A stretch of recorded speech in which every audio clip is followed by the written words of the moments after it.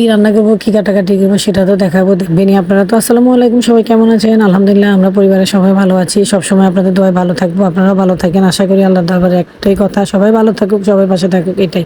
তো আমি যে রান্না করব সেটা হলো শাক ভাজি আর ফুলকপি। আসলে আমি ভিডিওটা এডিটিং করতে গিয়ে এত অস্থির লেগে উঠেছে যে আমার মোবাইল থেকে কি ভিডিও ডিলিট হয়ে গিয়েছে নাকি ভিডিও করা অবস্থায় স্ট্যান্ডের মধ্যে ভিডিও হয়নি, আমি সেটা বুঝতে পারতেছি না।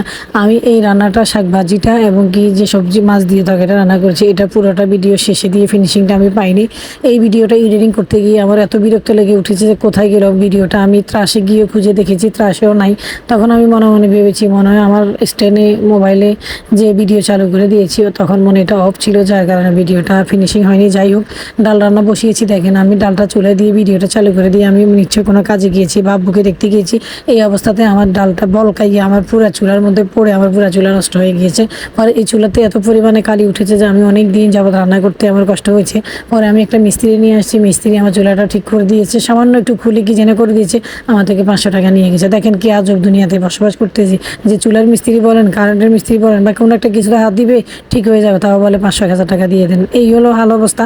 আসলে এখনকার অবস্থা এমন যে নিজেরা কাজ শিখে নিজেরা করলেই মনে হয় টাকাটা সেভ হয়। সব কাজ তো আর নিজেরা করা যাবে না, আর সবসময় তো এটা চিন্তা করলে সেভও করতে পারবো না, তাই না? তো পরে ডালের চুলাটা বন্ধ করে দিয়ে পরিষ্কার করে ডালটা অন্য পাতিলে বসিয়ে দিয়েছি। আবার অন্য পাশে দেখবেন তো আমি ফুলকপি দিয়ে যে মাছ রান্না করেছি, ঝোল দেওয়ার পরের ভিডিওটা নাই। আর মূলা শাকটা এত পরিমাণে সুন্দর হয়েছে, মজা হয়েছে যে ওই মূলা শাক ভাজিটা পুরো ভিডিওটা নাই। তো এই অবস্থা। আসলে আমি আমার বাসার দায়িত্ব পালন করতে করতে, আমার আব্বুকে দেখাশোনা করতে করতে আমার এত ভিডিও জমে গিয়েছিল যে আমি এক এক সময় ভিডিও এডিট করতে পারিনি, এক এক সময় কোনটার সাথে কোনটা জয়েন করবো, কি রান্না করেছি ভুলে যাই। তো এই আর কি। তো সবাই ভালো থাকবেন, পাশে থাকবেন। আসসালামু আলাইকুম, দেখা হবে নেক্সট ভিডিওতে, অবশ্যই পাশে থাকবেন।